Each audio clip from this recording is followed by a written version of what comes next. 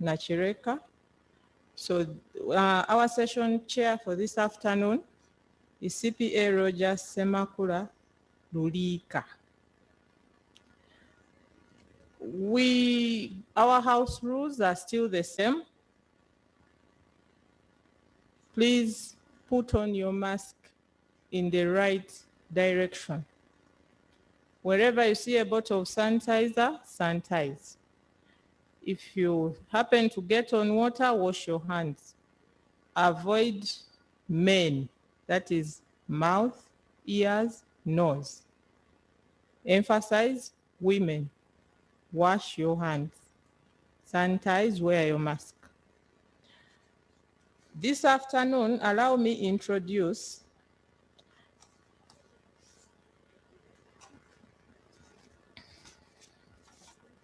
C.P.A. Lulika Semakula. Ono aba musajja wa Kabaka, right? Omusajja wa Lugave. Omusajja Omuganda tabalirwa nzaala. Right? So, isn't it? Yeah, omusajja Omuganda tabalirwa nzaala, olabira awo. So he's married with children. I'm sure with children, he's married to a woman. Yeah. So he has a vast of experience. What I've liked most, he loves exercising. So in this session, before we begin, he's going to take us through some few sessions so that we wake up the food up to the legs. Those days we were told you sleep a bit and the food goes to the legs. So he likes jogging. He's a head of laity at Christ the King Church in Kampala. His working experience, he started as a banking assistant and rose to principal accountant in Centenary Bank. He worked at Ministry of Works and Transport as a project accountant in 2002. He's currently a practitioner under Roselu Associate Certified Public Accountants of Uganda. Mr. Semakula has an MBA Strategic Management from Edinburgh Business School, Helwet University. He has FCCA, Association of Chartered Certified Accountants. He is a CPA of Institute of Certified Public Accountants. He got involved in Treasury Asset Liability Management, Euromoney PLC in UK. He also worked at COWI, Denmark, financial management in the public sector. He did training of trainers at a summit in Tanzania. So such a person is the person I'm introducing. Omusajja wa Kabaka. Ladies and gentlemen, allow me to introduce Mr. Lulika Semakula.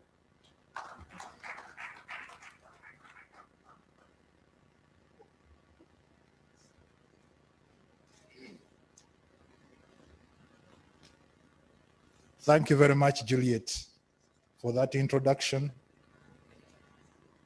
There's one detail you missed out, that the Lugave clan is one of the biggest in Uganda. So that's... Today, we have two ladies before us. There's Miss Edith Mukantwari, she's at the extreme end, and Dr. Nakireka Susan Tumwesigye, she's right here next to me. And the two ladies are going to take us through matters to do with diabetes. You know, diabetes is one of the common diseases you can have without knowing you have it. So the doctors are going to take us through. Dr. and Miss Mukantwari, you are very, very welcome. For those of us who at times travel on these up-country buses, there is a habit of selling drugs in those buses. And in the few times I've boarded those buses, there are basically three diseases they are talking about: pressure, sukari, and manyega chisajja, basically those. So a man will make noise for you from Kampala to Masaka on just those 3 diseases, as though they are the only diseases. So the 2 ladies here will do justice. They will demystify diabetes for us. There are so many herbal researchers in town. I'm sure you have seen them. Still, they insist they treat only those 3 diseases. So doctor, I'm sure you are going to demystify this disease for us. But as the MC requested, let us have just a short drill of 1 minute. We stand up, try to push the food into our legs. And we try to keep awake. So what? So we start by stretching out. Count 10.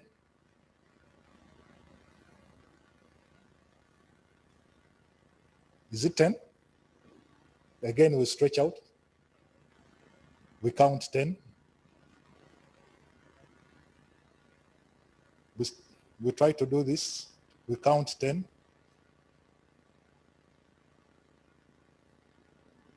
Is it 10? We go the other direction now.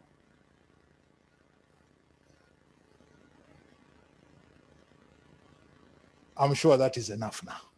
We shall start with the doctor. And Dr. Nakireka Susan Tumwesigye holds a degree in medicine. She also has a master's in medicine. She's a specialist physician at Mengo Hospital. She's a senior lecturer at the Uganda Christian University School of Medicine. It's also at Mengo Hospital. She's a board member of the Uganda Diabetes Association, and she's also a board chair of the Uganda Non-Communicable Diseases Alliance. Edith Mukantwari is the executive director of Africa Diabetes Alliance. This is a patient support and advocacy organization. She's also a nutritionist and diabetes educator, passionate about empowering people to prevent and/or better manage diabetes and other non-communicable diseases. This is for purposes of improved health and quality of life. Without wasting much time, I invite Dr. Nakireka Susan to start by taking us through. You'll do 30 minutes, then Edith will also do 30 minutes. Then we shall get to the questions. So members, you are encouraged to present your questions on Slido. You log in on worldwidewebs.slido.com. You use the hashtag 25 ICPAUAS. Then you can ask your questions. We shall be able to read them here. Thank you very much.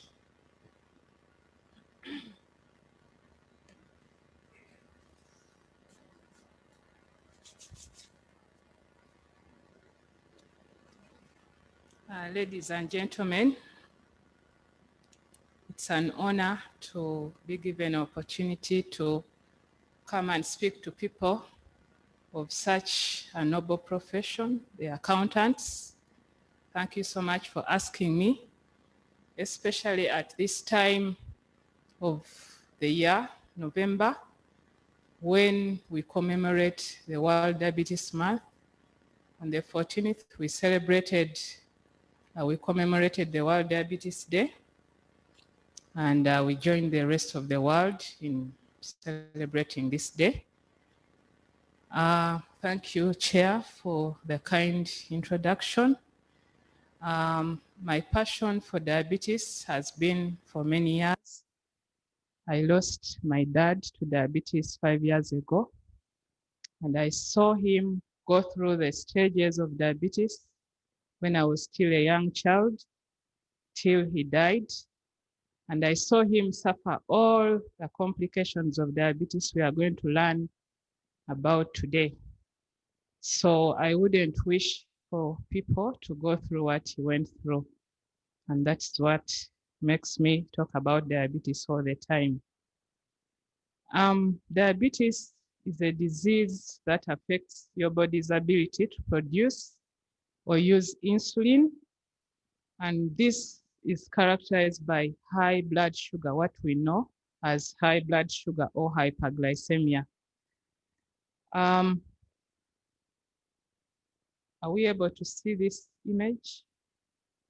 I had an image showing the pancreas.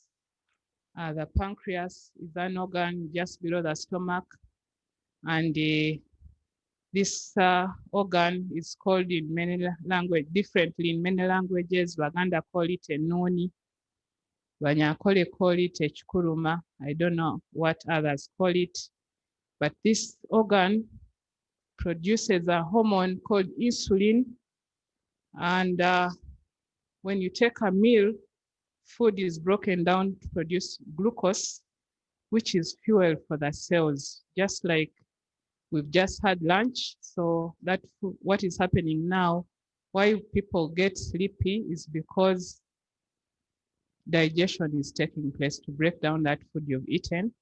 And this food will produce glucose. So insulin transports this glucose into the cells so that it can fuel the cells. So it acts as a key telling the cells to open and receive the glucose. So if you produce little or no insulin or are insulin resistant, then much sugar remains in the blood. It will not go into the cell. And that's where the problem starts. Too much glucose or sugar in the blood damages the blood vessels, like we shall see. And this is where the problem is. Diabetes prevalence has really gone high. Currently, there are 465 million people living with diabetes from 108 in 1980, and it's predicted to rise to 700 million in 2045. And this rise is highest in low and middle income countries where Uganda falls.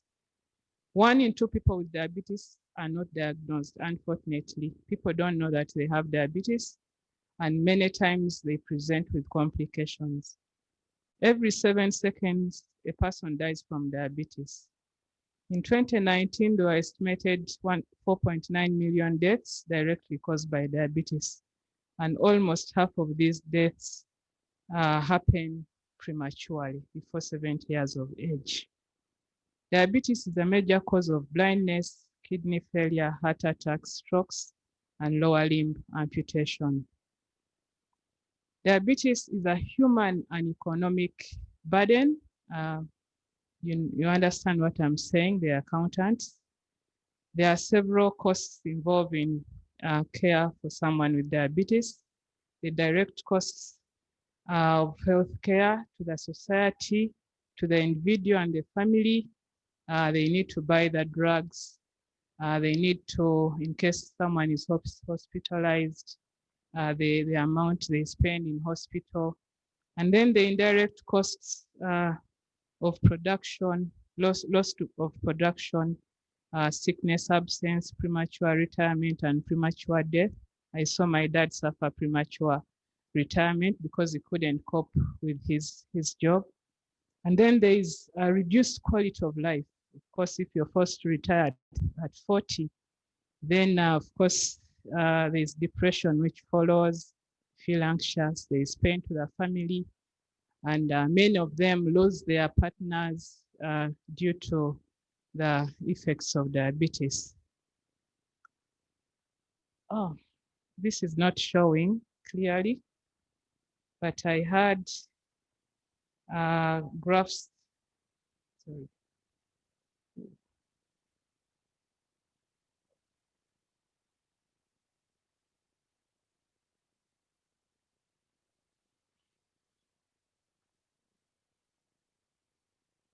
Sorry, I think this went ahead.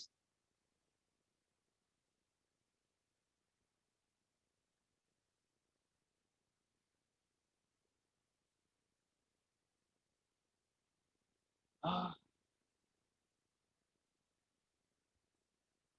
I've lost my presentation.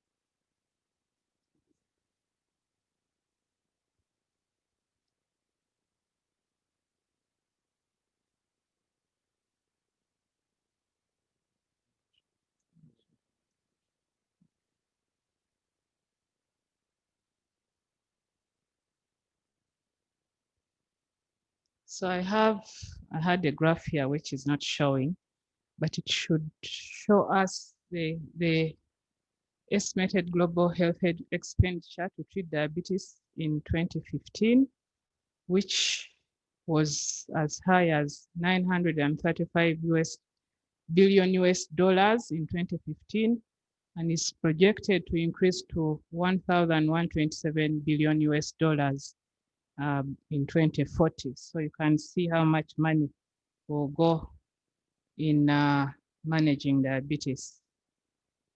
Diabetes in Africa. Africa is experiencing a rapid epidemiological transition with the burden of NCDs, especially diabetes, which will overwhelm the healthcare systems, which is already burdened by HIV, TB, and malaria and other infectious diseases. And this is due to rapid urbanization and westernization of our lifestyles, like we shall see, the rapidly decreasing physical activity. Many of us live sedentary lifestyles, the changes in dietary habits, and the aging population. The prevalence of diabetes in Africa is estimated to rise to 40.7 million people in 2045 from 7 million in 2000. And the difference about diabetes in Africa is that there is decreased survival from the disease. People present late with complications and many do not survive. Most countries do not have national diabetes programs, and that is the problem of most countries in Africa. Medications are not available or irregularly available.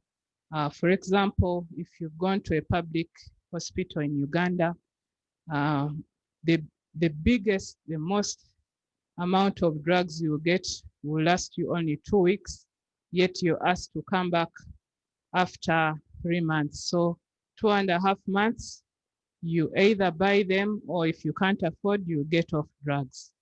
And that is very unfortunate, and it's real. Well-structured educational programs for patients and health professionals are lacking. Patients need health education. They need someone who will take them through how they can manage their diabetes while at home. So that is also a big problem. In Uganda, the statistics we have are of 2014. A national survey was done, and this is what it showed. The overall prevalence was 1.4%, that was 2014, and it was higher in the urban centers, in the urban people as compared to the rural people, and the higher in the males at 1.6%. The mean age of people having diabetes in Uganda is 35 years. So averagely, a 35-year-old may develop diabetes. The prevalence was highest in the central region, and this was due to the westernized lifestyle. People live in the central region with reduced physical activity, excess alcohol intake, smoking, and then the unhealthy fatty foods. So I had images here which were showing the types of foods that are prevalent, the Rolex, chips, chicken, and this is resulting into obesity even in the younger people, and this is what is also driving diabetes in Uganda. In this nation survey, they found that the prevalence of obesity had increased to 19% from 16% in women, and 9.5% from 5% in men. And it was higher in the urban at 22% as compared to the rural people. So the urban people are more at risk of becoming obese as compared to the rural people. And these were the factors which were associated with overweight and obesity in that survey.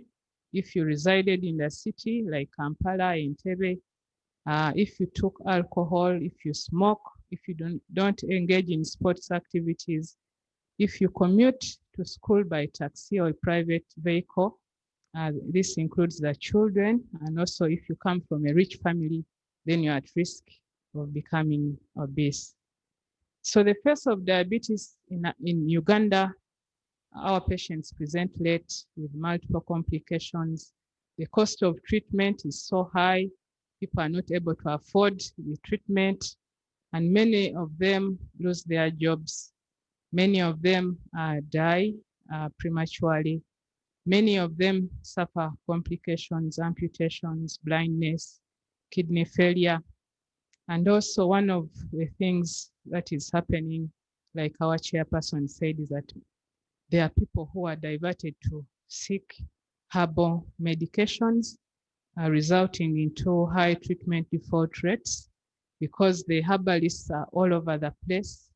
Some are centered around the hospitals, some are in town, they are everywhere. So they take away our patients.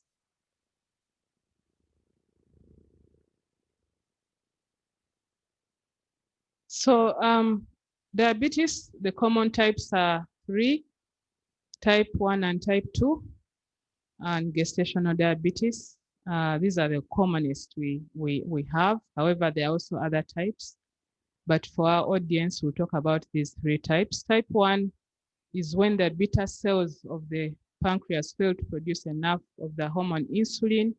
This one commonly occurs in the children, the younger people, and these are people who are going to live on insulin for the rest of their life. Then the type 2, the body, the pancreas is able to produce insulin, but the body cannot use this insulin. And this is what occurs commonly in the older people, that is type 2 diabetes. And this accounts to 90% of people with diabetes. Then the gestational diabetes is when you have high blood sugar levels occurring on the first time during pregnancy, and after delivery, the sugars normalize. So these are the types we see commonly, and they are the ones we are managing. Who is at risk of diabetes? If you have a first-degree relative with diabetes, meaning that diabetes, especially type 2, is mostly genetic. If your father, your mother, your sibling has diabetes, then you have a risk of developing diabetes. If you've had a stroke or heart attack, then you have a risk of developing diabetes. Women who have had gestational diabetes, your sugar levels will normalize after delivery, then later on you develop diabetes, you're also at risk. If you're physically inactive, you live a sedentary lifestyle, you don't carry out any physical activity, then you're at risk.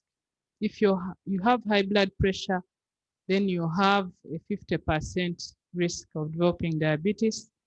If you have high cholesterol levels, then you have a risk. If you are overweight or obese, then you have a risk. If you're 45 years of age and above, however, we saw that our patients here in Uganda are 35 years and above averagely. And then if you smoke, then you also have a risk of developing diabetes. What are the symptoms?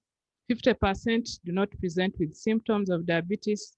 However, the classical symptoms are frequent micturition. People will tell you, I wake up 6 times in the night to go to the toilet, and some blame it on drinking water in the evening when it's actually diabetes.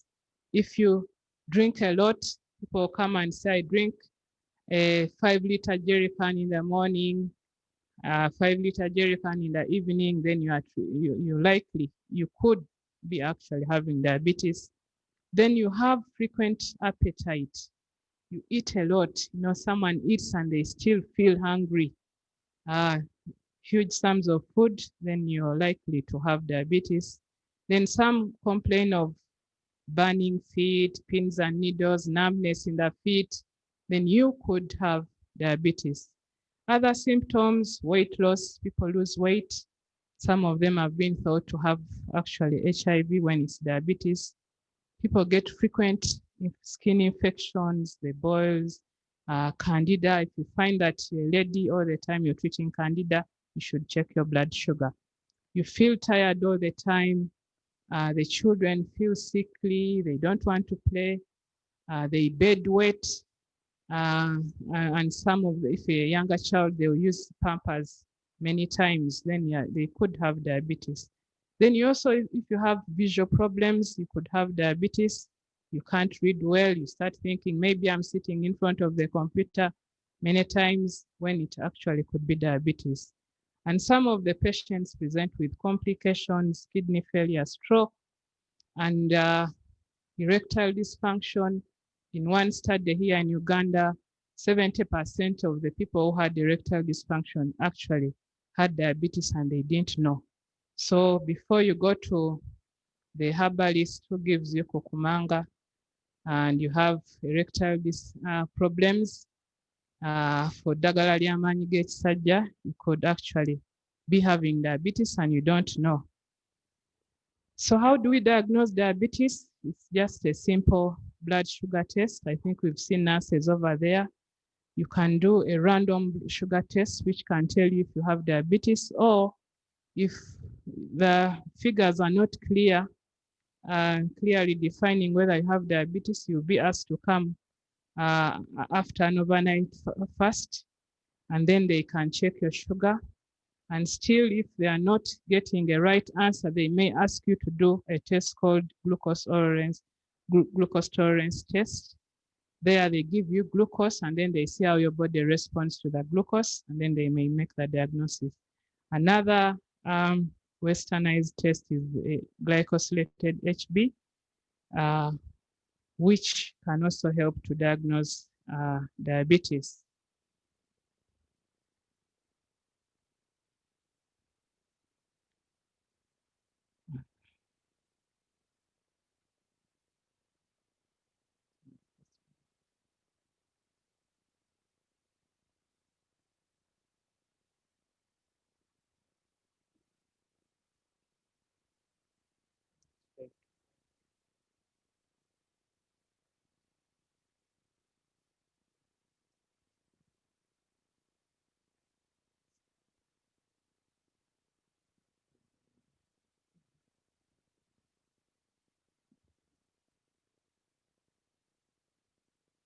So are we still steady, or we need a short drill as we wait to get back on screen?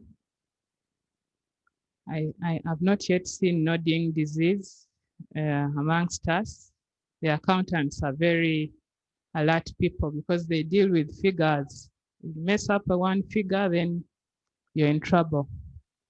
So dear accountants, as we wait to get back, we could have a short drill. We can use our body to design our first names. Mine is Susan. Please stand up briefly. And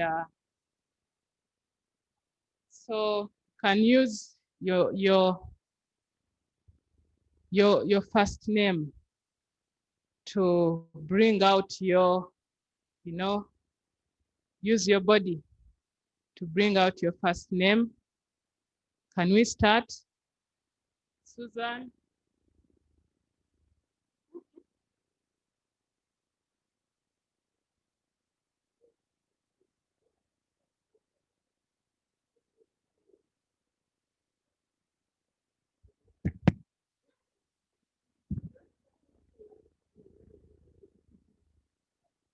Thank you so much. Some people have long first names. Mine is short, only 5 letters. Who has the longest first name? Or your English name?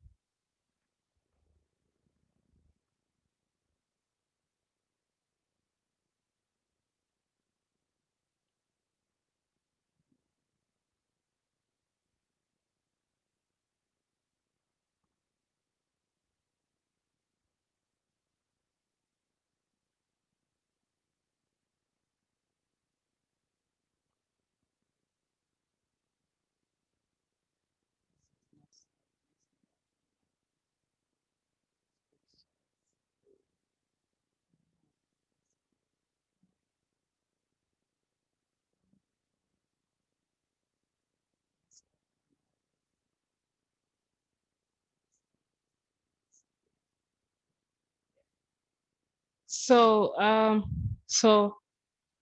think we've seen that it's very easy to diagnose diabetes. Actually, this test costs a maximum of 5,000 shillings to have this test. Complications of diabetes, I'm going to talk only about the long-term complications, which are becoming more common because people with diabetes are living longer. And these usually come after 5 to 10 years of diagnosis. Some people do not have this diagnosis until they develop the complications. These complications are divided into the microvascular. Micro means small vessel damage. I said that high glucose, if it stays in your blood for a long time, it will damage your blood vessels. So if it damages the small vessels, that is microvascular. If it damages the large vessels, that is macrovascular complications. So the vascular complications include damage to the eyes. I said that people come in with visual problems, eventually blindness. In Mengo Hospital where I work, many people come through the eye department thinking that it's actually an eye problem when it is diabetes. Then damage to the kidneys leading to chronic renal failure or kidney failure. 50% of the patients on dialysis in Mulago have diabetes. Then there's damage to the nerves leading to erectile dysfunction. Many of our patients actually have erectile dysfunction due to diabetes. People develop foot problems resulting into amputations. The macrovascular complications, complications to the heart, people come in with heart attack. To the brain, people present with stroke.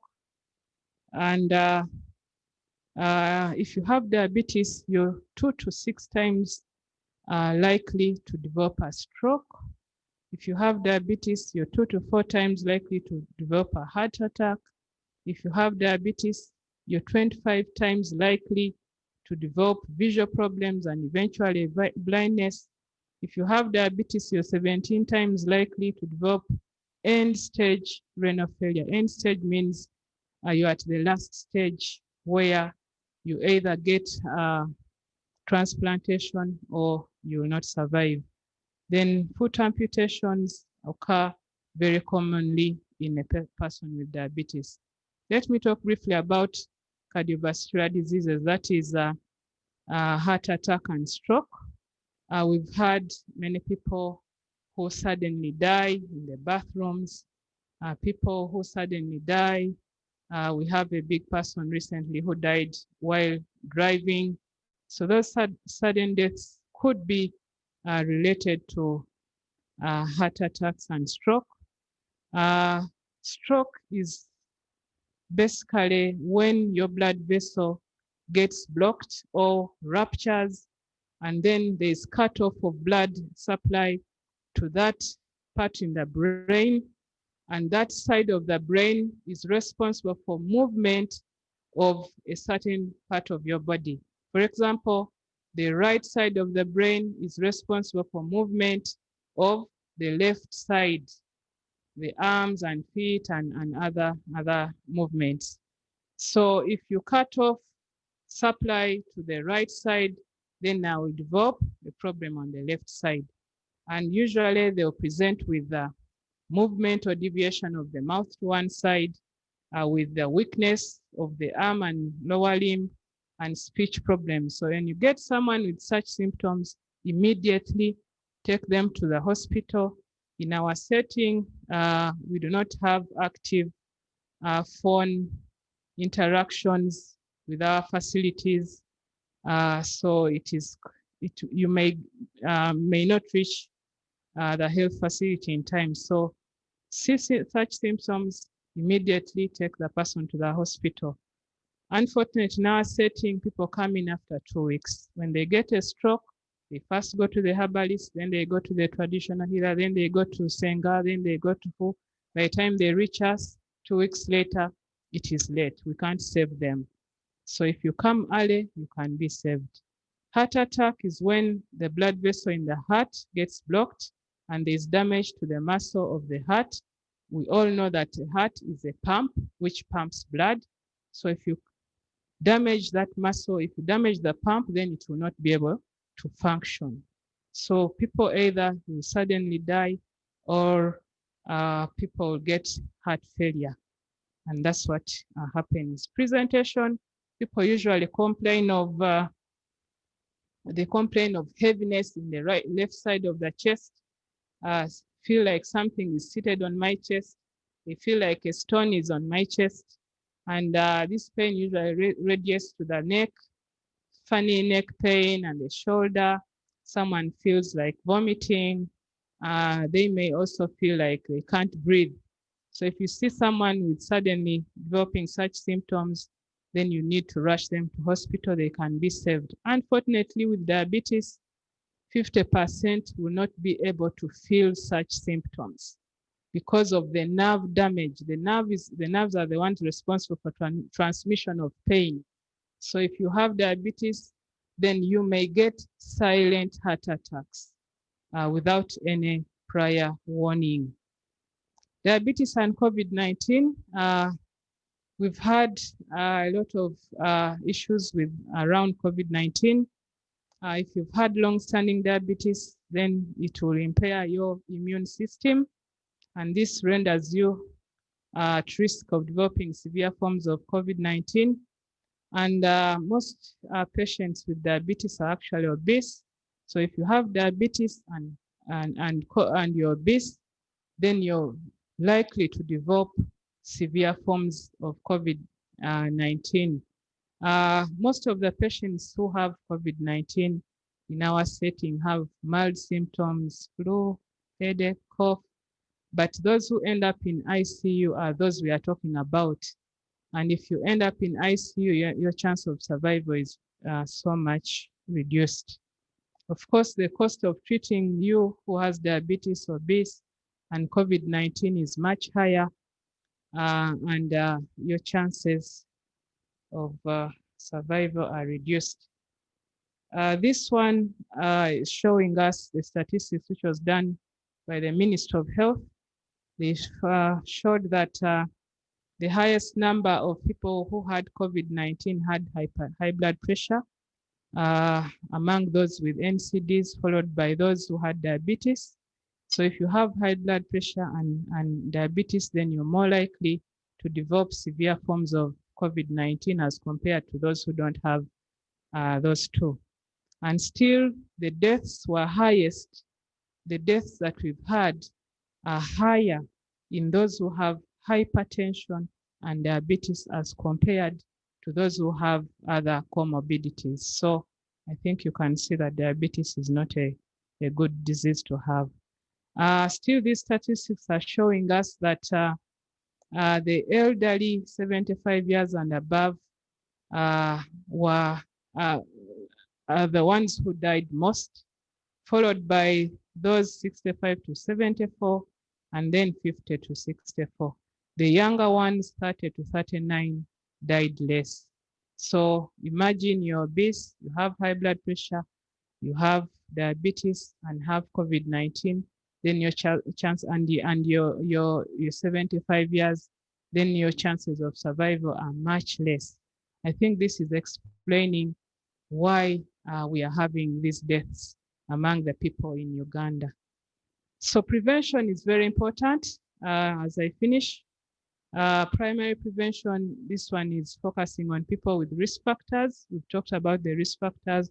You have someone in the family, you're obese, you smoke, you drink a lot of alcohol, then you're someone who should start today to prevent developing diabetes, because you see what you're going to go through. You need to maintain a healthy weight. We shall briefly talk about nutrition. You need to be physically active. You need to stop smoking, including secondhand smokers.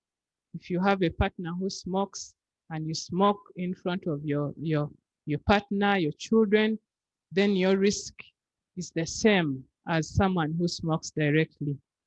Limit alcohol intake. We'll talk about alcohol. Avoid stress. Stress is one of the big problems, which is also causing complications in people with diabetes. People are stressed. and so they end up with complications. You need to control your blood sugar, your blood pressure, low cholesterol levels, and go for routine checks. The culture of checkups in Uganda is not really yet there, and people come in late. Even the corporate people who have money cannot spare 200,000 to go and check themselves once a year. This is once a year, but people go and buy beers, and sometimes they use where they flood the table, you know, or with beers, and you serve others, and yet that money could help save you if you went and had a checkup. Secondary prevention targets people who have diabetes, but you want to prevent complications. Keep the sugars within control. That is still one of the problems we have. After diagnosis, we don't see our patients again. Many of them do not even monitor their sugars, and they only come in to check their sugars once in 3 months. That doesn't work. You need to monitor your sugar regularly as daily, to see how your sugars are doing. You need to keep your blood pressure in control, your cholesterol levels, and then also one of the things I added is avoid drugs which damage the kidneys. Some drugs, especially the older people, usually have joint pain. So you go, they give you diclofenac. A drug diclofenac for someone who is 60 years and above is very dangerous. It's going to knock off your kidneys, especially if you're diabetic and you're at that age. Then you're likely to damage your kidneys and they will not recover. Herbs are also been a culprit in damaging our kidneys, so we need to also avoid them. People stop their medications, which is a problem. We encourage that you keep on your medication unless your health worker advises you. And then we ask people to know their figures and keep monitor. Our people never know their expected targets. So when you ask them, someone has had diabetes for 5 years and they will never know what is a normal sugar and what is not normal. So we ask people who usually give information on how they can keep monitor, and these figures are important. They work with them. You keep your blood pressure within 1/85 and below. This test HbA1c is now available, less than 7%. Then your blood sugars, we need you to keep them in this range if you're diabetic. Tertiary prevention, this one targets people who have already developed complications and you want to avoid them getting other complications. For example, if you've had a stroke, then you're 5 times likely to develop another stroke than someone who has not had a stroke.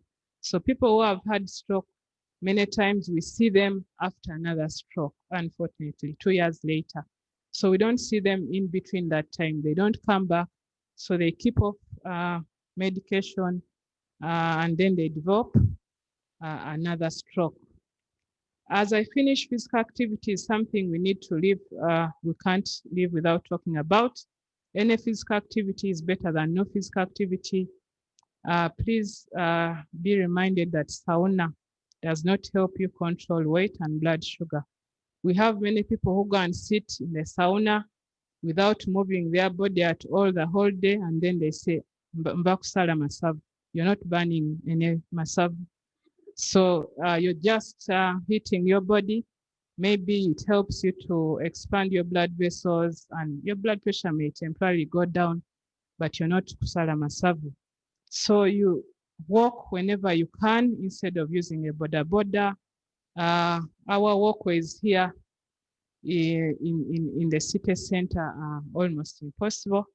If you've gone to town recently, even our newest road is a market.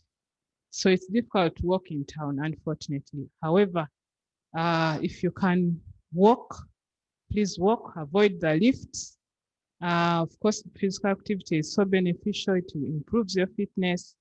It helps in stress management. It helps control your weight. and it will also reduce your blood sugars and blood pressure. And also for the women who are postmenopausal, it will reduce your risk of bone problems. So you can start slowly, 3 minutes, because people will tell you, I can't keep up. Start slowly, 3, 5, 7, 10 minutes until you reach the recommended 30 minutes a day. You should at least have 30 minutes of aerobic activity, which is walking, biking, swimming, jogging, gardening. So if you have those, then that is enough to keep you safe. And then you can also have the upper resistance training in addition to the aerobic activity. The weightliftings, that one can also be beneficial. As I finish, diabetes and alcohol is something people want to talk about.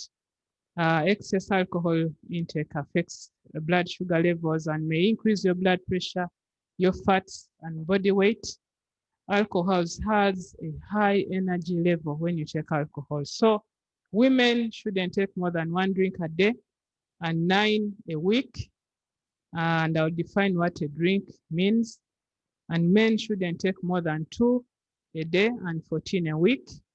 And a drink in our local setting means 45 mils of waraji, or how many people take only 45 mils of waraji? I don't know how much is in that UG. So someone is saying it's too little, but that's what you should take. Or 150 mils of red or white wine, or 60 mils of dry sherry, or 340 mils of beer. That's 1 beer. Or 500 mils of malwa, kwete, or ajono. So you can have those quantities. Women, one unit, men, 2 units, not more than that a day. So for the corporate people, if you go and Google, you can see these different definitions of what a unit is. So you can see how much you're taking and chart what you're taking. Thank you. Thank you very much, Doctor. Maybe we shall ask the questions later.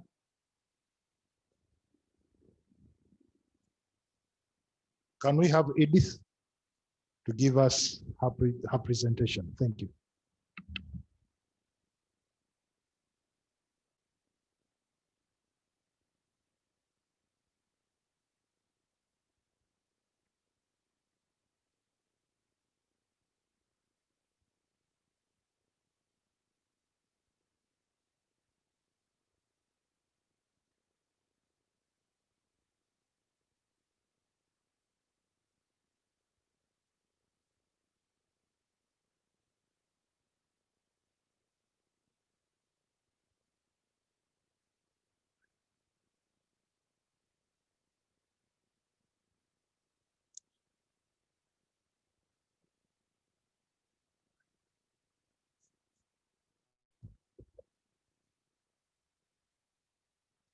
Good afternoon, everyone.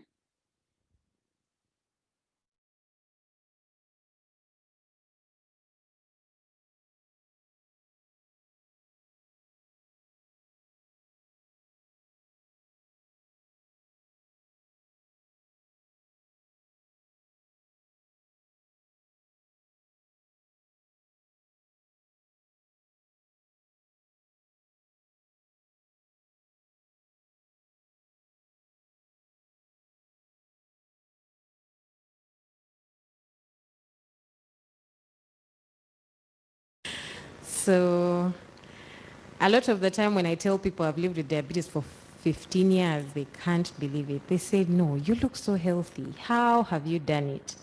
So today I want to give you some of those tips. How do you do it? How can we make sure, even if we are diagnosed with diabetes, that we manage it well and live longer lives, you know?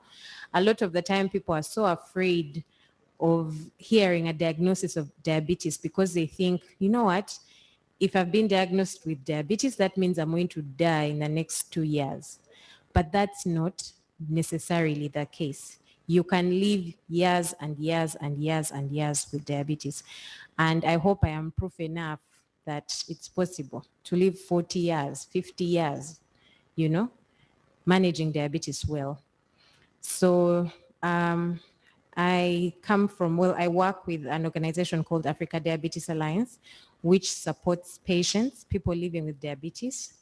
Unfortunately, diabetes, like Dr. Susan has shown us, comes with a lot of other different issues. So that's why it's important to communicate that it's crucial to get as the help you need as early as possible. So you have to make sure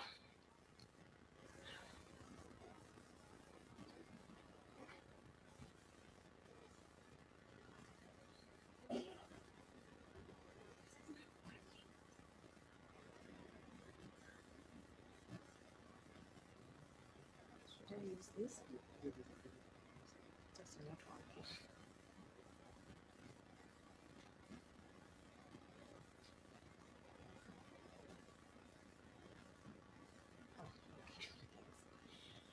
Okay, so sorry about that.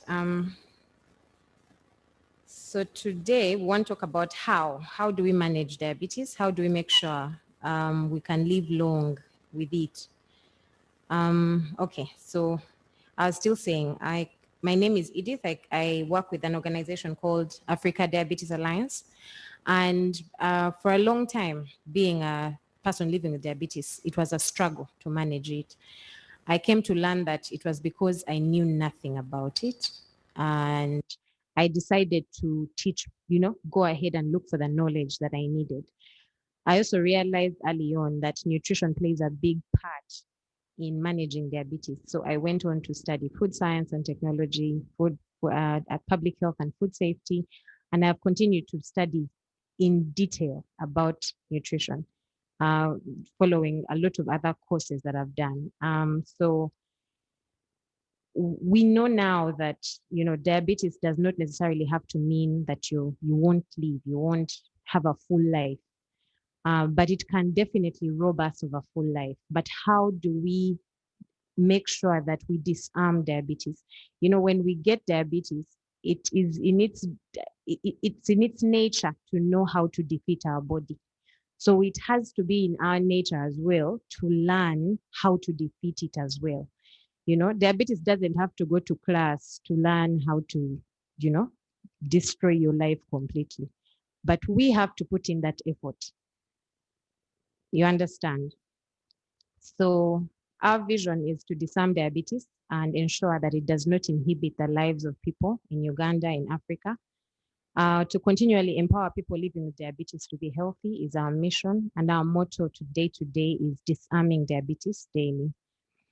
So we started because a lot of people living with diabetes had no knowledge of how to manage it, or even how to prevent it. So we also started it to provide support because living with diabetes can be a very lonely place. So we know that having the support of your peers helps you manage it better as well. We also wanted to provide a voice for people living with diabetes and other NCDs. So our mission is to offer diabetes education, peer support, advocacy, and research where we can to understand how best to support our patients. So today we want to talk about nutrition and lifestyle changes for prevention and management of diabetes. So Dr. Susan has already explained all of this, so I'm not going to go through it again. And the statistics as well to reduce on that. She's done a good job. So we want to understand what are the goals of diabetes education and patient empowerment. We know that an empowered patient will most likely have the best chance to manage diabetes, and it will not take control, So we want the patient to be in control, not the diabetes to be in control. When we don't educate ourselves, then that diabetes is actually in control, and we are just, surviving the different blows it's throwing us. But we can take control so that we are the ones who decide what happens,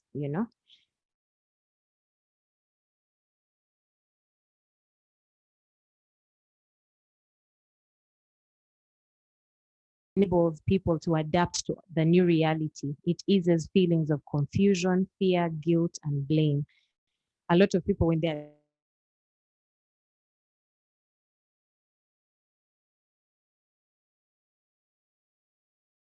not your fault, because they are what we call the non-modifiable risk factors for diabetes, and the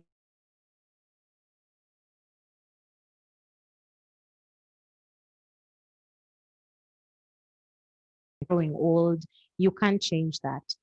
You understand? So there are some things that are not really anyone's fault, but it has happened and we now need to find a way forward.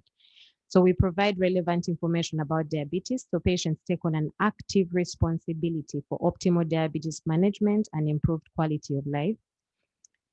We dispel misinformation and myths about diabetes that often compromise diabetes management, such as fake adverts of herbal diabetes cures.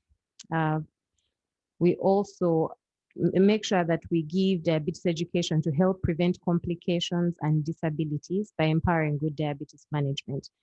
So the key here to learn is good diabetes management is possible. It's not elusive. Once you learn how to do it, it is something that can be done. Dr. Susan shared some of the goals of blood sugar management, that the numbers, your blood sugar before you eat, your blood sugar 2 hours after you eat, your HbA1c and your blood pressure. Some of these are very narrow limits and a lot of people struggle to reach them. But when you put this work into action, these become very achievable. So we see that good diabetes care has 7 different pillars. These include eating a healthy diet, staying fit with exercise, monitoring your blood sugar daily, taking your medication, getting regular medical checkups, learning to problem solve, and managing stress. And all of these work together to ensure that we get good diabetes management. It allows us to have more stable blood sugars. It is an investment in good long-term health. When I say long-term health, I mean 40 years plus. There's no guarantee that diabetes means your life will end in 5 years. No, you can have a very long, healthy life, 50 years, 60 years. We know diabetics who have lived 60 years now, 70 years, so it's not a death sentence. This also helps us prevent complications, because complications, like we've learned, also cost a lot more money. And these are good reasons why it's important to learn this. It also allows you to have increased productivity. You have more energy, you work better, you can handle stress a lot better. When you're healthy, you can handle stress. When you're not healthy, even the least amount of stress can be very, very difficult. So to understand all these pillars, a patient requires regular, detailed, and structured diabetes education over a course of several weeks or months to fully understand and embrace this knowledge and adopt it in their daily life. A number of these principles can also be adopted to prevent diabetes. They can also, for type 2 diabetes, initially it starts out as pre-diabetes. During that stage of pre-diabetes, you can actually put diabetes into remission. You can reverse all those things and delay. You can delay a diabetes diagnosis by up to 20 years if you learn early enough and put these things into practice. So you have a chance within that time to maybe lose weight if you need to lose weight, become active if you need to become active, eat better, eat your food, a healthy diet, right? And it can also help us attain a good quality of life. Our quality of life goes down significantly when we are not healthy. Diabetes education improves diabetes management and health. It reduces the HbA1c by at least 1%. It can increase it by even more. I personally know someone who, after we went through education, reduced their HbA1c. Dr. Susan told us that target is less than 7%. She reduced her HbA1c from 12% to 5.7%. And a lot of people would look at her and they were so in awe at how she did that. So we also it also helps you reduce blood sugar, reduce cholesterol, blood pressure, inflammation. It also reduces the risk of developing complications and other NCDs. something like retinopathy that we're talking about, something like coronary heart disease, you know, some of these things they do not threaten your life anymore when you're managing diabetes well. So what does a healthy diet entail if you're trying to prevent or manage diabetes? So the diabetes portion plate is very important to learn. We can see our plate is the whole of it, from the red to the gray. So we want to talk about what each of those portions entails, right? So we see, first of all, the key message here, number one, is we see that our food is fit on the white surface.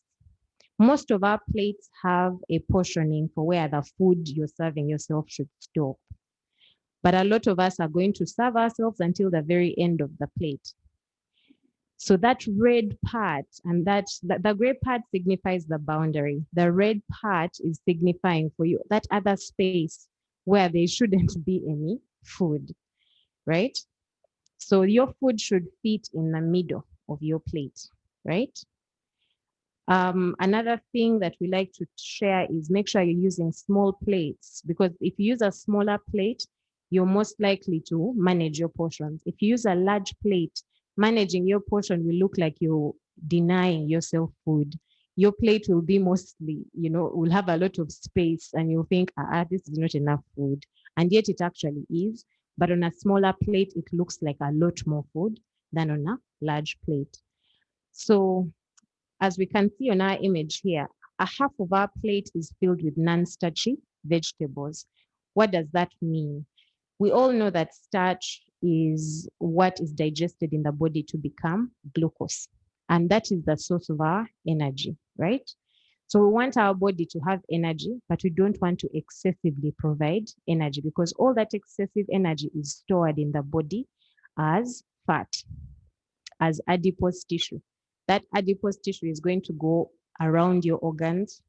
It's going to go below your skin. And that kind of fat is very, very unhealthy for us. It's the one that now causes insulin resistance. Your body is producing insulin, but your cells cannot reach it, or it cannot reach your cells. So your cells are starving, and they're making you eat more and more and more. So we need to give our bodies just the right amount of energy. An excessive amount of energy is not a good thing. So the non-starchy vegetables include the leafy green vegetables. They don't have starch in them. They have fiber, and fiber is good. Fiber fills us up. Fiber helps our digestive health. Fiber actually helps us manage our blood sugar better. And this is for people who are living with diabetes, but also people who are, not living with diabetes, non-diabetics, and they want to keep their health. This is for you as well, for prevention as well, right? So your body has access to so many vitamins, so many minerals, and these are the things that help you feed your body healthy things. We know that this part that has the non-starchy vegetables, another name for this group of foods is what we call the protective foods. So they protect your body from inflammation. They help your body heal itself quicker and easier, right? So the non-starchy vegetables include things like cabbage, nakati, dodo. What other green leafy vegetables do we have? We have pumpkin leaves, the people who eat that. The people who eat sweet potato leaves, the people who eat the leaves of bean stalks. All of these are very good options. We have cucumber, we have zucchini. Zucchini, I think people call it aubergine, abazungu. But in Uganda, I really wish I knew the name, but I don't. So all of these kind of non-starchy vegetables are very, very healthy. And if they're the majority on your plate, then there's going to be a smaller impact on our blood sugar. We can also, so the biggest portion of your plate should be filled with different vegetables. At our lunch today, we saw there were so many different options for vegetables, and that was amazing, because now for me, that is what I eat. So when you're trying to cook, no one says you should only cook one type of vegetable. You can cook different types. It's very hard to just eat nakati alone and fill it on half your plate. But if you mix it up, you have nakati, you have sliced tomato, you have and a salad that has different other options. You can put 3 or 4, even 5 different non-starchy vegetables. Tomatoes are good. Onions in less because they actually have a bit of sugar, but they're still very healthy. So non-starchy vegetables are very, very important. The quarter has starchy foods. I don't know if that's very clear, but I hope that you can see. A quarter at the bottom has starchy foods. Now, these starchy foods are the ones that raise our blood sugar. The starchy foods, and as well as, now, we say starchy foods because chances are a lot of us eat a lot more starchy food. We like to, when you go to a restaurant, they'll give you a whole plate of matoke, lumonde, they put pumpkin, they'll put yam and rice. And then the sauce is like that little. So then you're forced to eat a lot more starchy food than you actually should, right? So it's important to know that even when you go to a restaurant and that's how they are serving, they can actually change that for you if you insist. And if they can't, you can always try somewhere else. Because if they're giving you a full plate of just carbohydrate foods, all that is going to impact your blood sugar. And like Dr. said, when you're digesting all that, your body is using so much energy to digest that. And you're going to doze, you're going to fail to, to work, to read, to study. You don't want to do that. You want to be able to eat, but your food is giving you energy to continue going, not taking more energy from you actually, right? So the starchy foods should be a small portion on your plate. These starchy foods, we like to actually recommend foods that have whole grains, foods that have starchy vegetables that include things like yam, sweet potato. We call them vegetables because they also come from the ground, right? Things like pumpkin, those are very good in a small quantity. So you want that to actually not impact your blood sugar as much.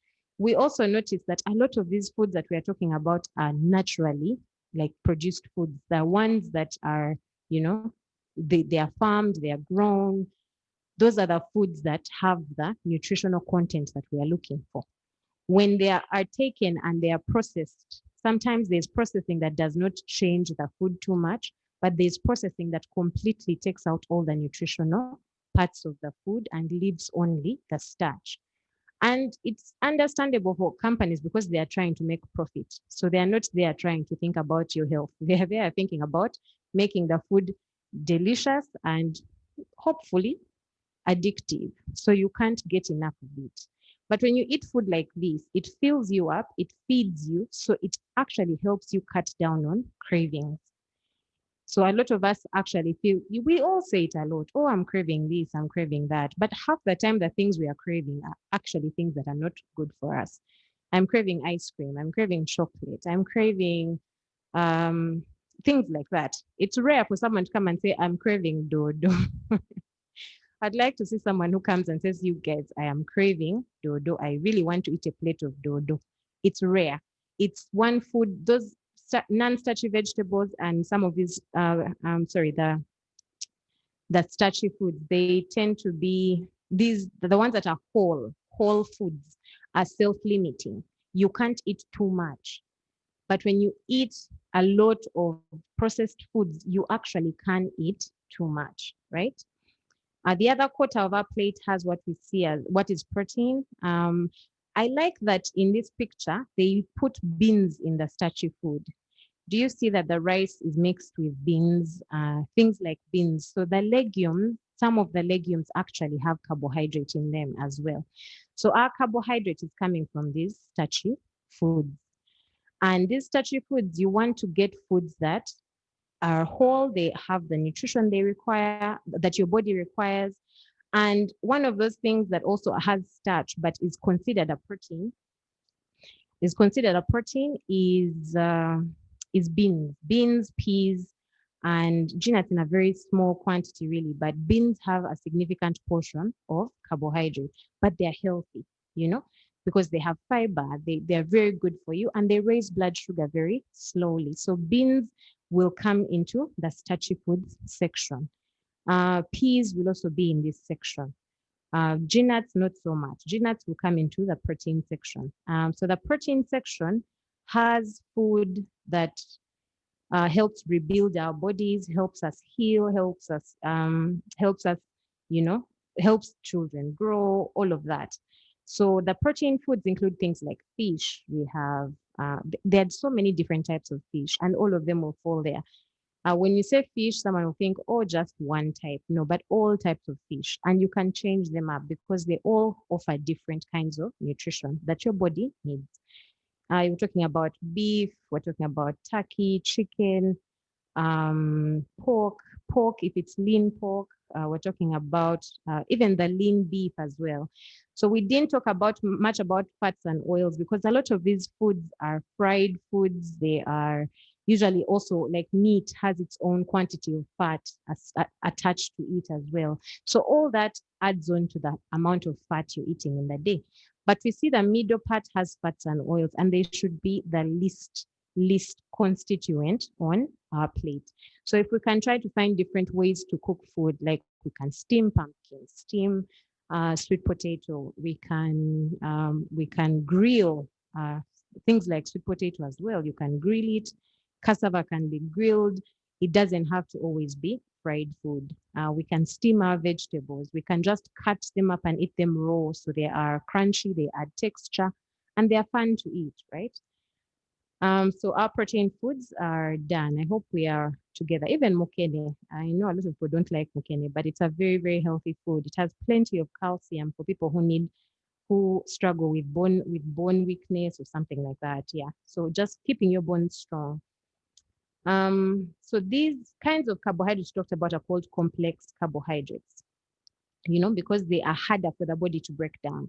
So they raise our blood sugar slowly. So we see the key here is to raise your blood sugar slowly. You don't want to eat majority of foods that raise your blood sugar very quickly, because if it raises it slowly, then you have a chance for your body to break that down before, like if you've taken your medication or you've maybe taken a walk right after lunch, your body actually breaks down that sugar quickly.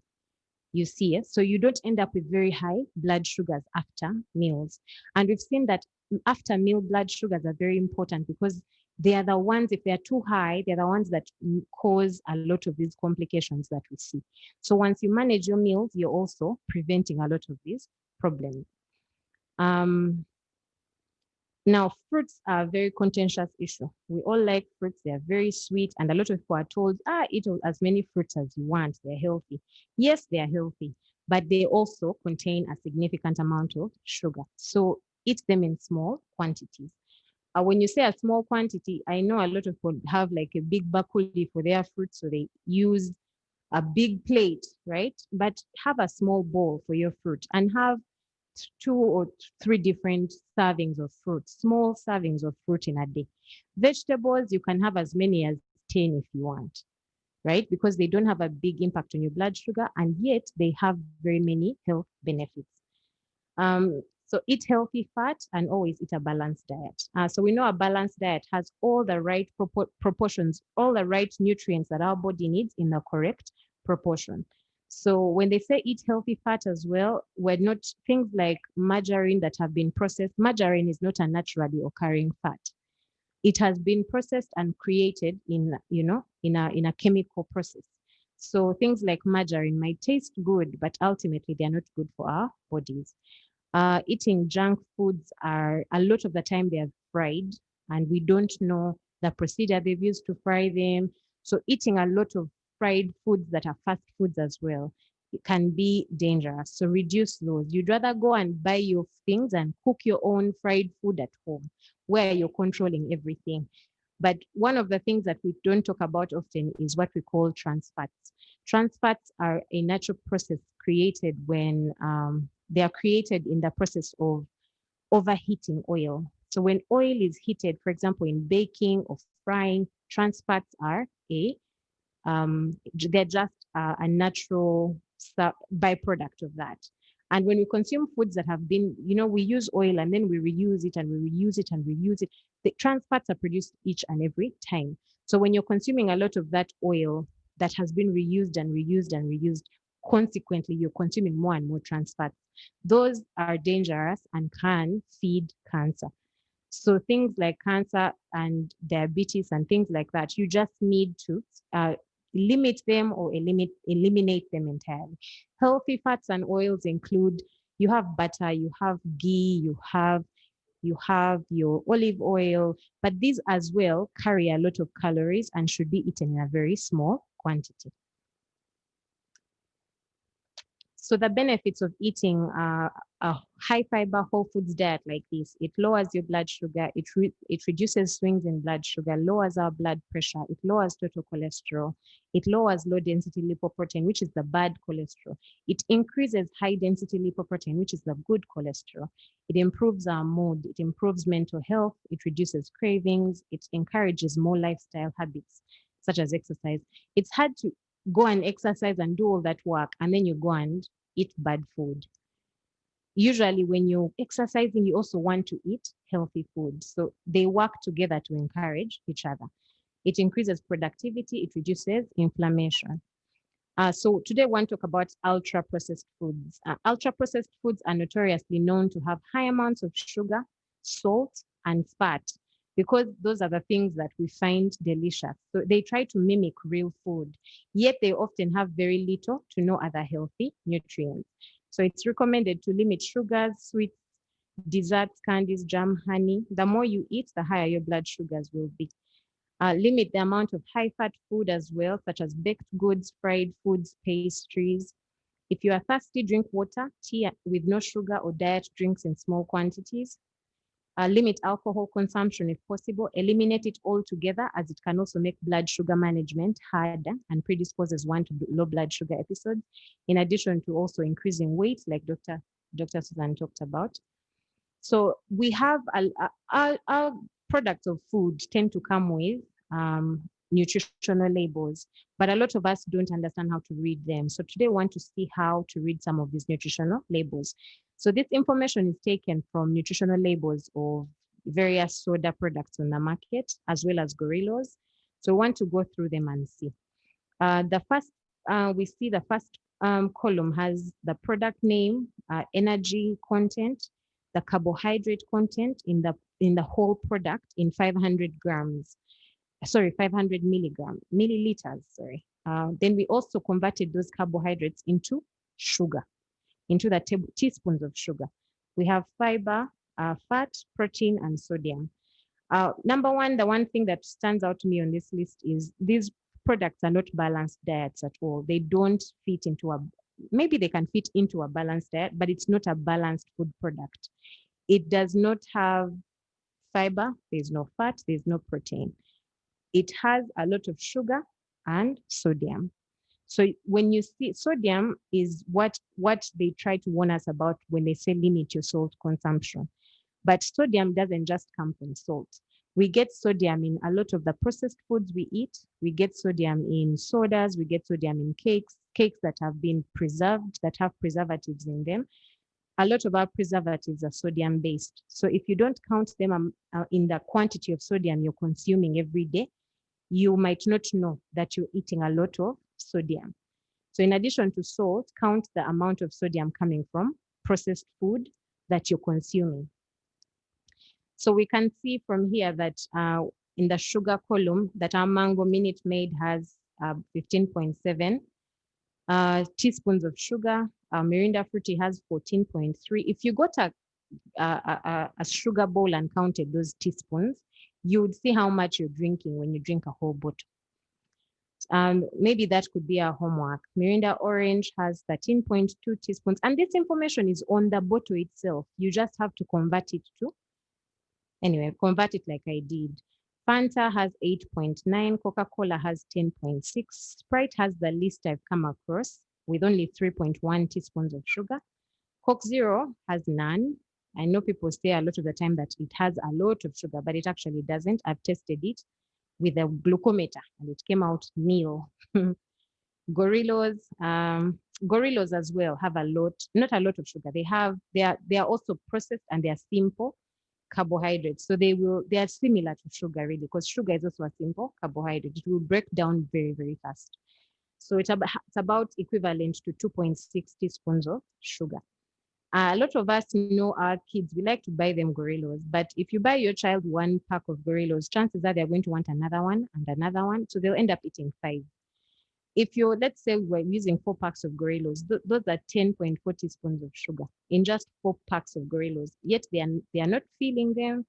They're just for fun. They're eating it for fun. But ultimately, when you also see the sodium content, 4 packets of gorillas will give you 2,000 milligrams of salt. Our limit per day of intake of salt is 2,300 milligrams of salt per day. So if you're giving your child 4 packs of gorillas, you're almost done with, actually, children's salt intake should be lower than this, a lot lower. This is for adults. So these are some of the things we do without really understanding the consequences of what we're doing. So we want to stop doing some of these so that we protect ourselves, protect our children and their future as well. So ultra-processed ready-to-eat foods are rarely balanced in nutrition. They tend to have sodium-based preservatives that increase our sodium intake without our knowledge. Salt intake should be limited to 2,300 milligrams per day. You can measure that if you like. That is the same as 2.3 grams per day. 1 teaspoon of sugar is approximately equal to 5 grams of carbohydrates. So you can see, depending on the grams of carbohydrate listed on the product, you can convert it into teaspoons of sugar. Excessive intake of sodium can lead to an increase in blood pressure. It's important to understand what nutrition or lack thereof is contained in the food we consume from day to day. Tracking our food intake helps us understand what we are doing wrong and what changes we can make. Well, I had this, but it's not necessary. So we have a call to action. Take note of the nutrient value of the foods you eat, including snacks and cravings. A lot of us don't know that our body does not waste anything. Everything we put into it is put to some use. If it's not put to some use, it is stored either in a good way or a bad way. So you have to know that there's nothing that the body you've eaten it and the body is like, I don't need this and takes it out. No. So the body is not wasteful. Take note of the amount of cravings you get each day. Notice what eating habits you have passed down to your children and family members. Do you need to make a change or keep doing the same? And you could also follow us on social media to see what we are up to. Before I go, I wanted to go through a few of the myths that we see often.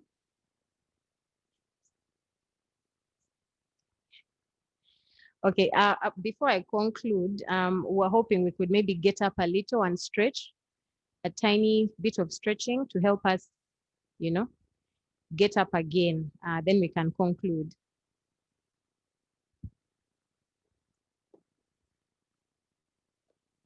So I don't know if any of us know how to do lunges. Are they called lunges? So we're going to just get a place that has space. Find a place that has space. Yes. We're going to do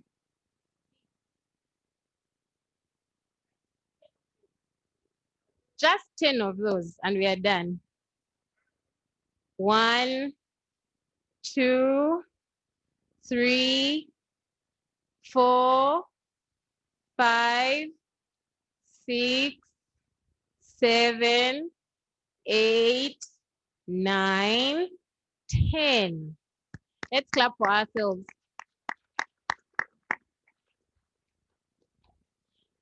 So before I conclude, I wanted to go through some of the myths that are very common, misinformation. A lot of us believe that diabetes is caused by consumption of too much sugar. But the process of actually developing diabetes is, while related to consumption of too much sugar, might not exactly be because of too much sugar consumption. A lot of sugar might put you at risk of becoming obese, and that might lead to diabetes, but it's not a direct connection, right? Another myth is that people with diabetes do not eat sugar or carbohydrate foods. No, that is not true. There are carbohydrate foods that are healthy for a person with diabetes. And there are times when our blood sugar is low that we need sugar very quickly to raise it back up, right? Another myth is that diabetes is for rich people. the truth is, majority of people with diabetes are very poor people.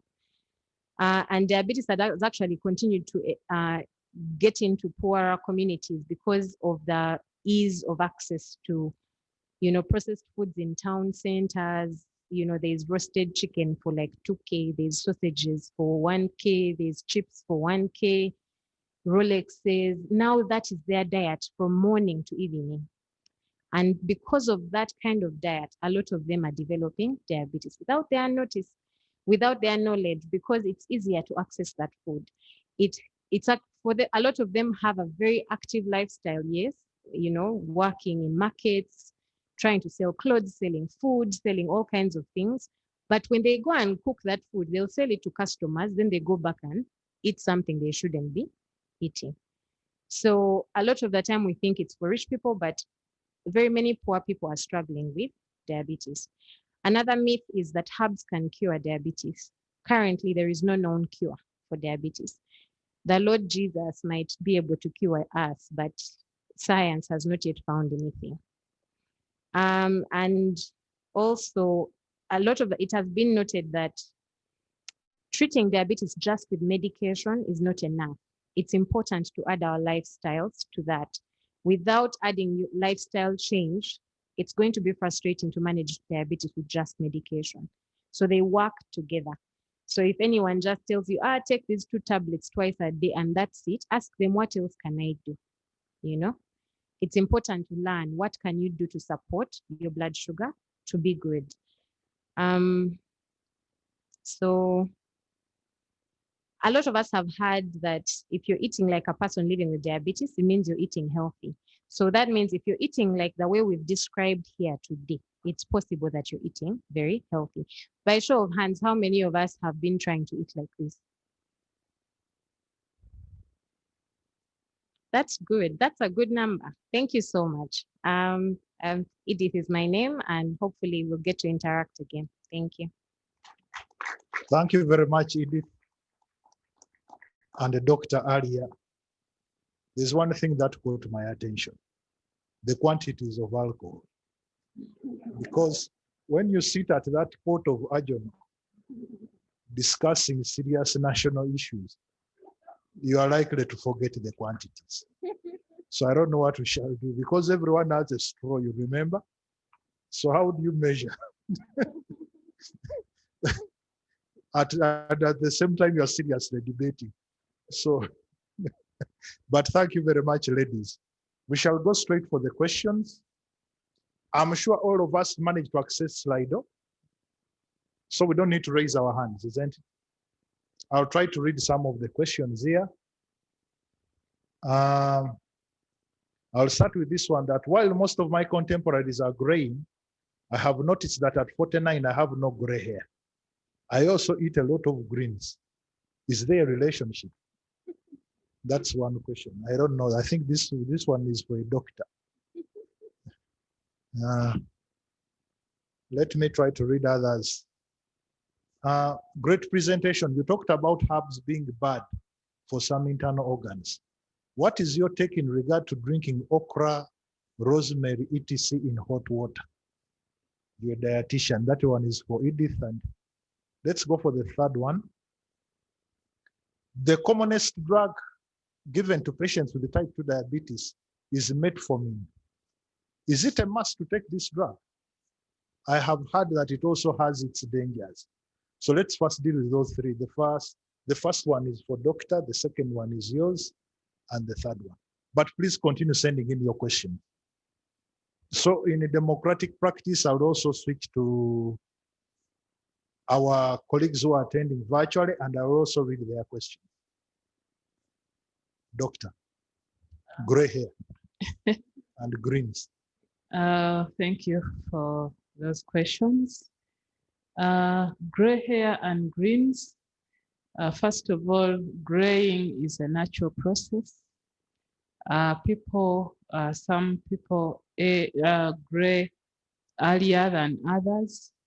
Averagely, graying starts at around 35 years of age, but we've seen people graying earlier.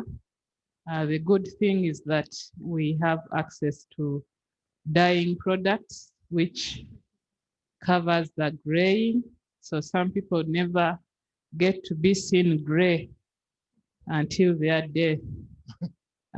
Some people who gray earlier, there is something genetic about not being able to produce a chemical called melatonin, which gives the hair that black color. So it is something genetic. Some diseases have been associated with graying of hair. For example, if someone has a vitamin deficiency, like vitamin B12, it has been found to be associated with graying of hair. However, vitamin B12 is not actually found in plant products. It's found in animal products like meat. So I'm not seeing the link between the vegetables and graying and not graying of hair. Probably it could be among those who gray later. Metformin. Metformin is one of the commonest drug we use in patients with type 2 diabetes. Actually, it's a first-line drug in people who have type 2 diabetes. Metformin is a good drug. It's actually beneficial also in reducing weight. That's why we give it to those people who have who are obese and have the type 2 diabetes. And the good thing with metformin is that it doesn't crush your blood sugar levels. However, it also has side effects. People develop stomach problems with metformin. It helps to reduce the intake of food by affecting your appetite levels, so you also end up not eating much. For the older people, the senior citizens, it may give you a risk of developing complications, especially as you grow older, your kidney function goes down. So we usually monitor patients, especially as they grow older, when they are on metformin, to see that it doesn't cause the bad side effects. It can also reduce your vitamin B12 levels if you take it for a long time. That's why we always monitor the vitamin B12 levels when you're on metformin. Otherwise, it's a good drug. Edith, water, taking rosemary and tea in hot water. Thank you. That's actually a very good question, because like we were talking about before, things like spices and herbs and spices, not the herbs of drink 2 jerry cans. Those are not the herbs I'm talking about. I'm talking about rosemary. Rosemary is a herb, things like that. They are part of a very, very healthy diet as well. So drinking that helps you, clean out your body. It provides nutrients, nutraceuticals. It helps you also reduce the kind of inflammation in your body. It helps you also, clean out your body as well. So they are very, very good, actually. Ginger, turmeric, we have so many different herbs and spices. Yes, they're very good for the body.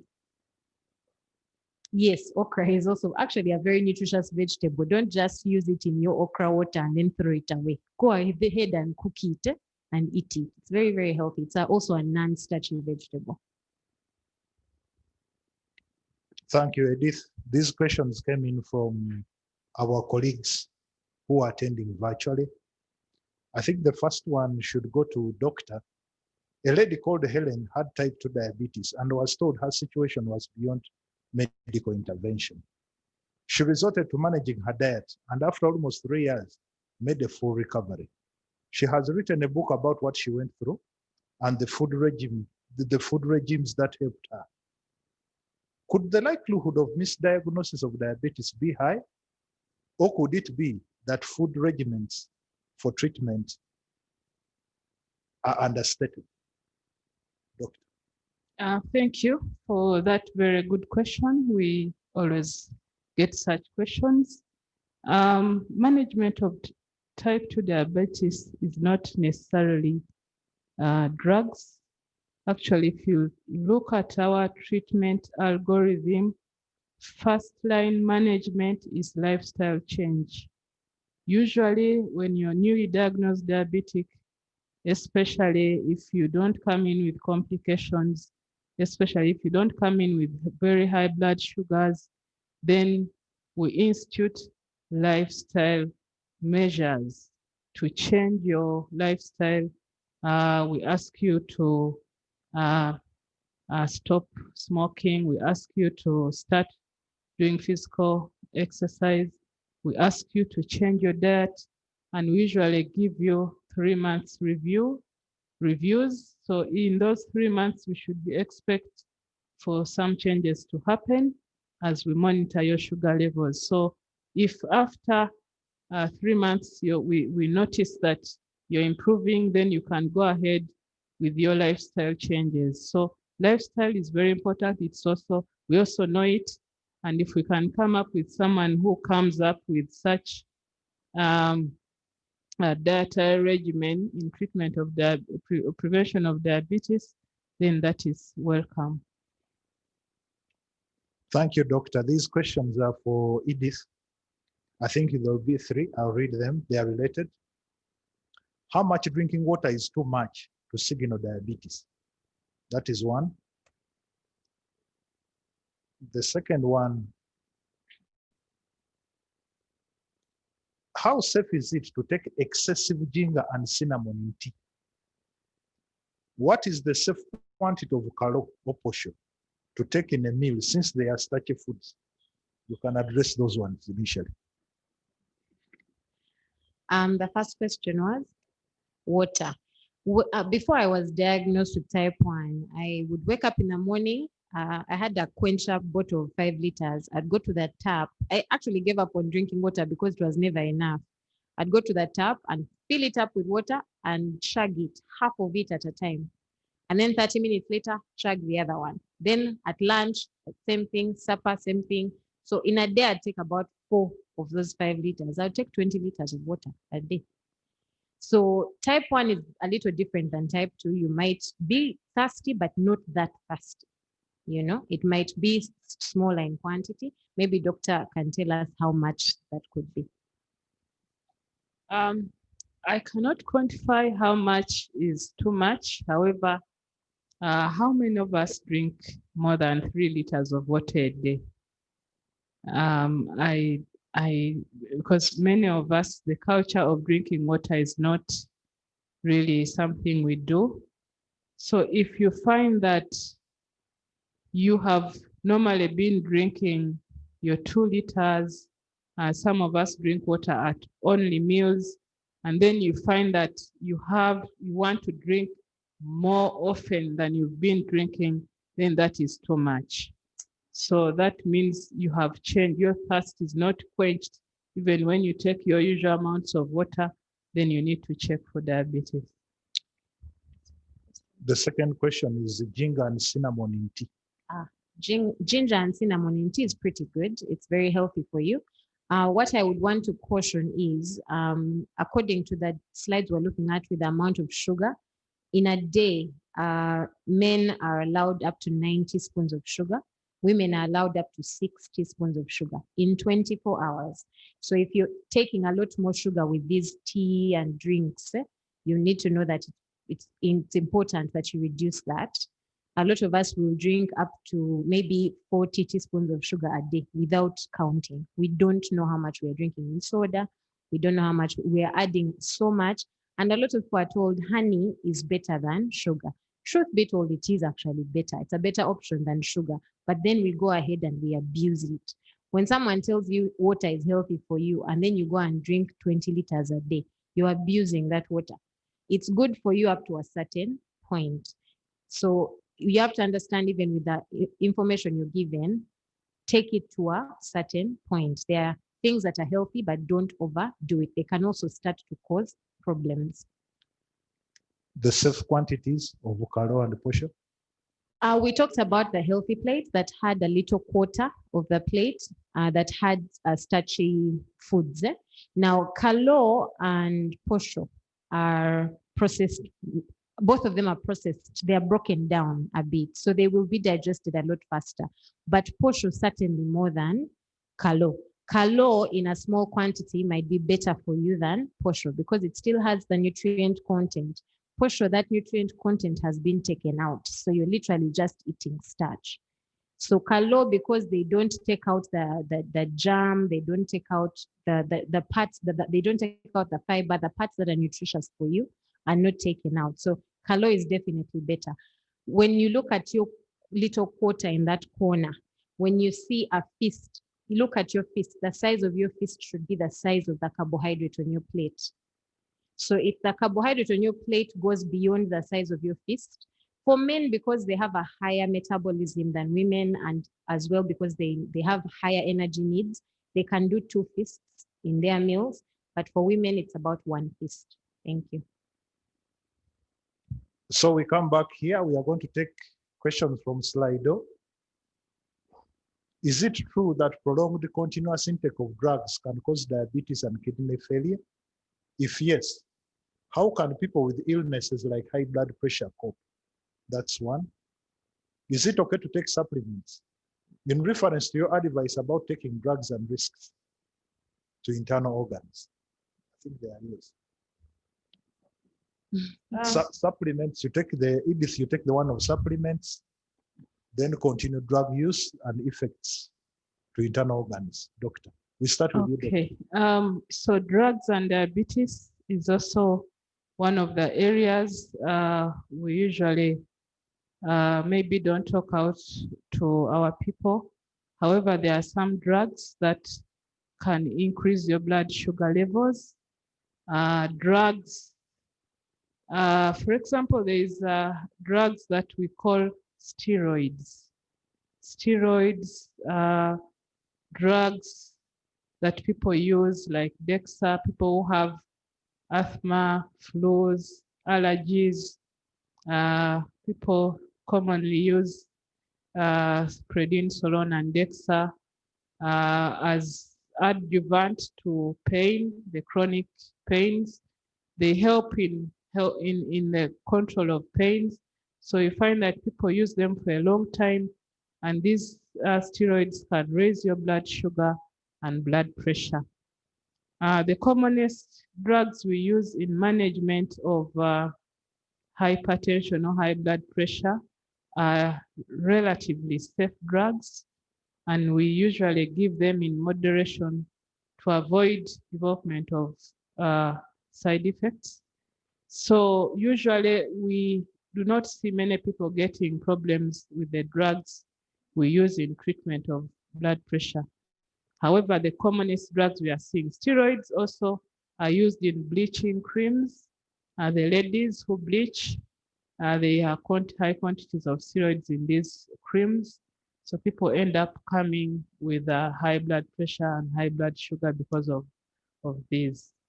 So the culture of self-prescription is still a problem in our setting. People walk into pharmacies without a prescription and get drugs.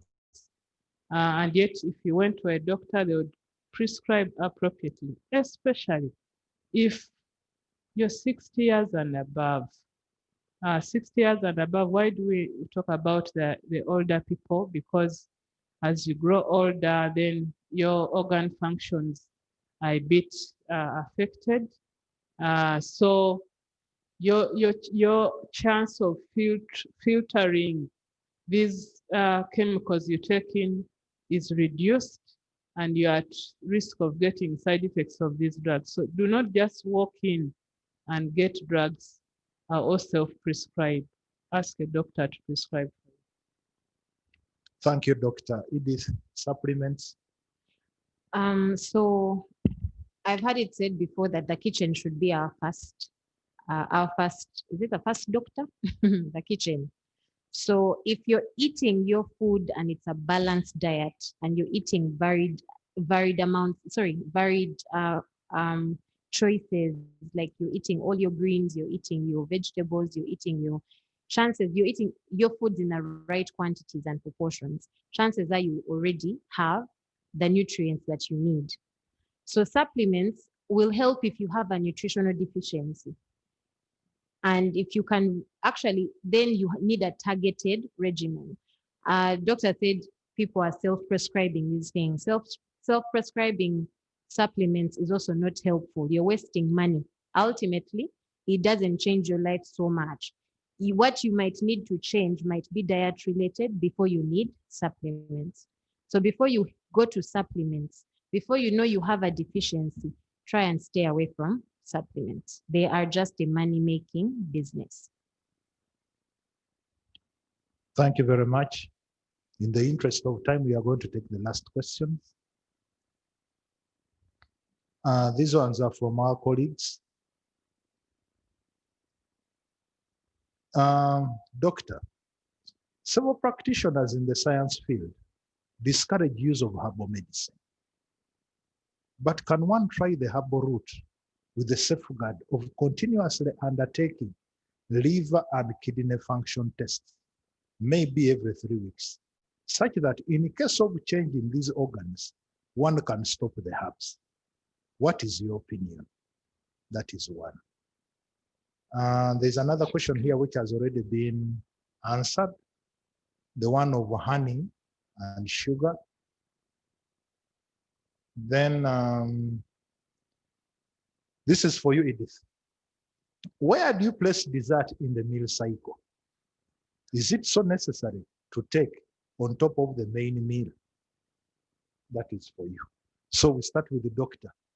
Herbs, you know, you are in a hospital, but you're also seeing a herbalist somewhere, but you are taking a test. When you take the herb, you also now come to the lab and test. So I think this is what this gentleman is driving at. That is taking herbs, but going to the lab this side to test. So doctor, the floor is yours. Yes. So the herbs is usually something that people are so much interested in. Actually, herbal treatment is a form of alternative medicine that is acceptable. The problem is that most herbal treatments do not have defined contents. Many of the herbalists, if you ask them what is in these contents, they will not describe what they are. We know that most of our drugs come from herbs. So if you're using a true herb, then these herbs are acceptable to use. The other problem is that they do not quantify how much. Someone will say, nywa ekidomola buli lunaku, for example. So you may be taking ekidomola which has a dose of maybe 5 times what someone should take. So the herbal people have been playing a lot of cat and mouse games with the department of, there's a department in the ministry that is responsible for the herbs. They were asked to come in so that research is done and they prove the content of their herbs, but people fail to report there. And so they take advantage of people. Some of the these herbs, what was noticed is that they crush these actual tablets. In one of the bidomola, they found these diabetic drugs crushed into this bidomola, and someone was actually giving them to people, and many of the people, the blood sugars would drop so low. So people thought it was a wonder herb when actually these were the tablets. So you can imagine crushing a tablet, it means you crush so many for them to have an impact, and that means you're taking large quantities of these drugs. So if people could come out and quantify their drug and also tell what they contain, then herbs are really okay to use. Edith, the place of dessert. Not on the plate. Yeah. The other plate was so small. The dessert normally, no, they normally give us another plate for dessert, but you didn't talk about it. Dessert. I hope the chefs here are listening. So, So dessert, actually, you know, if you have diabetes already, chances are dessert should be something you limit. It's not something you can eat just as you like. But even though you don't have diabetes, it's still something that you should eat in very small quantities. When I say small quantities, when you go to a wedding, you see people looking for the biggest pieces when they cut cake. So no, go for the smallest piece. It's not exactly a nutritional food. It's just to make you feel good. Like, you know, I'm not missing out on anything. Eat a tiny piece and it should be enough. But a lot of people will want to pick a big one. So even like you can eat your dessert, you can eat it. It's not a problem. Just know the right quantity to eat. Eat a small piece. If I had to eat dessert, I'd probably eat something very tiny, something very tiny. If you look at your palm and it's just the middle of your palm, that's big enough for you. thank you very much.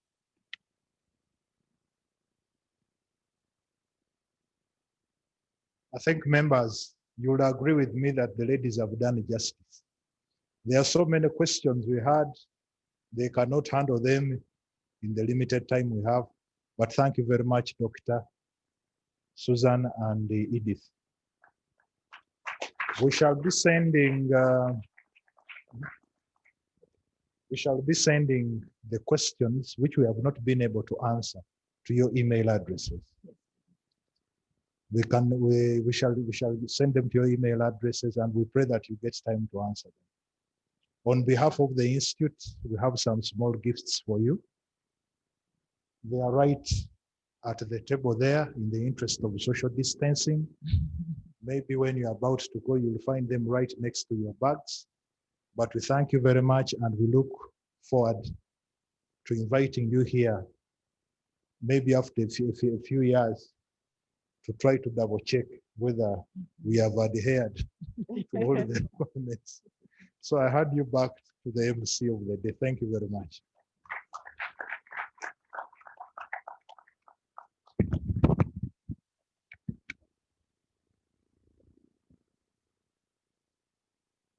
Thank you so much. C.P.A. Rogers Lulika. Sajja Kabaka has managed these ladies.